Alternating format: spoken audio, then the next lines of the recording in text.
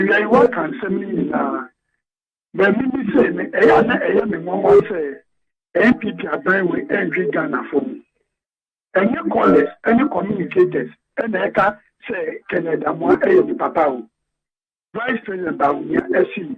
Canada mo abua amoma jituo Ghana hia no ya jituo na manabo so alaka be mi say o nipa wetimi abua ama ya jituo be bua Ghana no ye decide ni woni party ni ye agree on mine who ana ye agree party ni who can ye papa Boniface Abubakar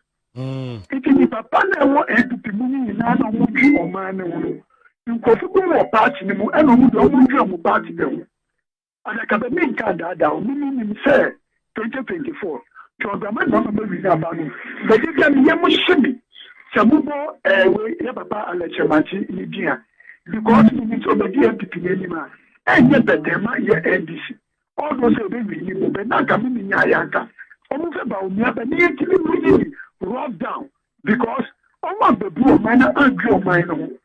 ne sikadie na no mu ti Ghana no waji ti sikana mabusu ya no timi nya nkobo sisi aye unyefo ni sikana ye wole musu na bu beta bu babeji because economic team ni na ewu adaka be enemi na ti popa se e do barrier na me fuka o sisi anu o mani ye ka bi bia na NPP e ti su e ka so mu ju Ghana for so mu ju e wu ju ne di be prebe ye da fu e me so mu ye ti su die ye ka na ya da bi bia mamu iti mu de mu ba be ti to no e ye bi no what is coming the brain of the Kukumuno? Ah, Mumu, ya Mubamaji was a Gabriel Obi. Yes, here, near church, because ya is difficult. She can one of what you have another Kumu. What did you want? Akababi NPP, say, Uncle, and I don't know about the G, and anybody a dog. Only 0302 2435 4. And the Tiffany will draw. Na akola openiu no kasa che papa anyhow na police for mu chi ma che no ba no no wasa ade chia no wasa begina ho no odi san kwasasam no a adentia na ma chi no ma san no na de chia no wasa ba no kan kwasasam saa me si ene now yi bompa yese ebia na me se bana ju wan kwama video e bona ju wan obi ahwe ade tia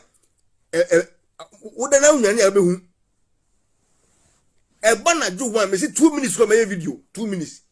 o Captain Smart me no be kono me no be kono nyafu bugabu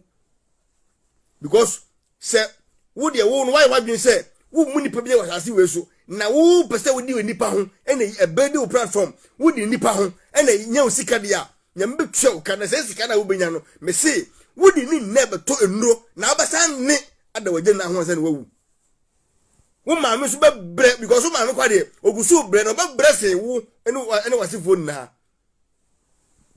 wo yere so be ka ho wo yamu manyina sa timfo tie ba bi ni enka ho na wo bie wa no a wo chi nye hunu mane wo bie wa no a asan event akufo de hunu mane wo bie wa no a the whole atimfo na hunu mane boni ba ne ayewo boni ban atimfo na eru Ghana na se akufo do enyo no odi ade na atimfo guru ni atim saka wani guru fo bi na eru o man jimi ni like you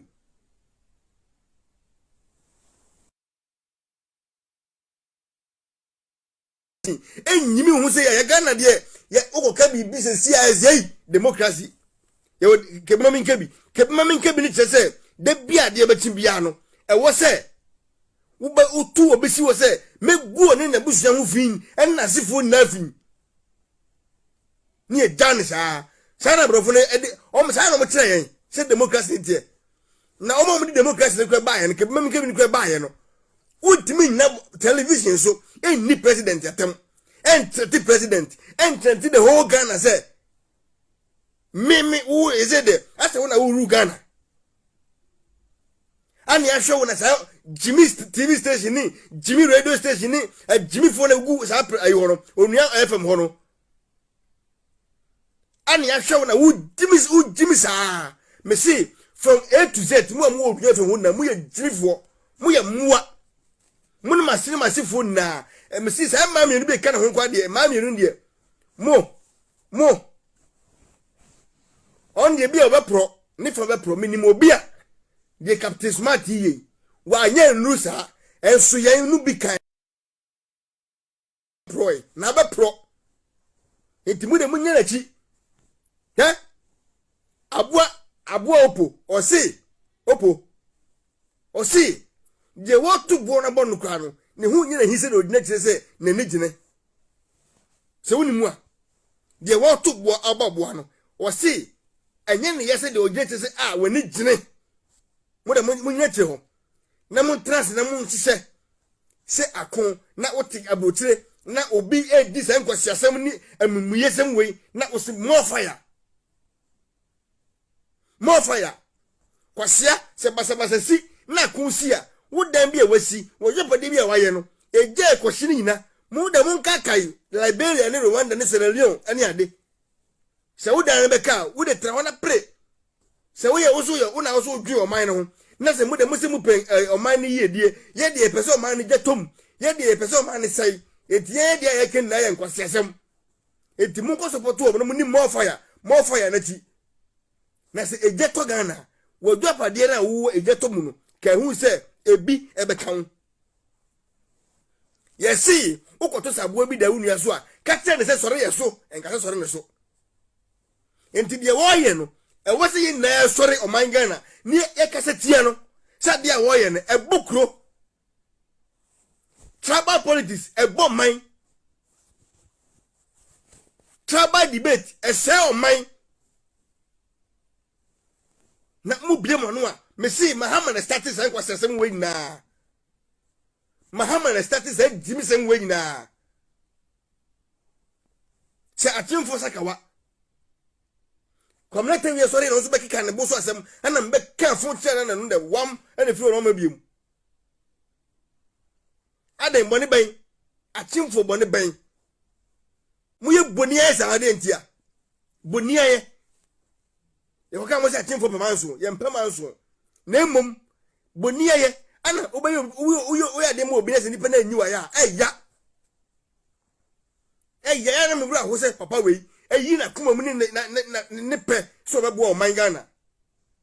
ne ni pe bi kom ho bo mu se ye de power ye penti power sika ye penti ediem pa na wo presidency ni mu a wo be dia die mfiri nwotwe na sila wonam na uken kwasiasem ete egu atimfo so ediem pa na obabiem edie sika be mpa na obabiem Mahama ediem pa se wo se odwen o manga na ho ampa na enya bro na yewa eye ni po bonisem na power to me na ope se wo be se sika no wo se fo misika no wo be se ni nyina awie no de ne be mu be mo yare sa wo se ne evensen abamba be so kosa mo yare mu misi so double pay na wo jejiye no mu di ni nyina be sa mo yare ni eduro na be bomu na mako from Captain Smart no ekosi se onua TV FM no onua TV station no eni se the whole media masifo na yare boni ya eni eduro na be bomu because achimfo nya mboni bia na mbetu twem mako yare eni eduro na be bom mako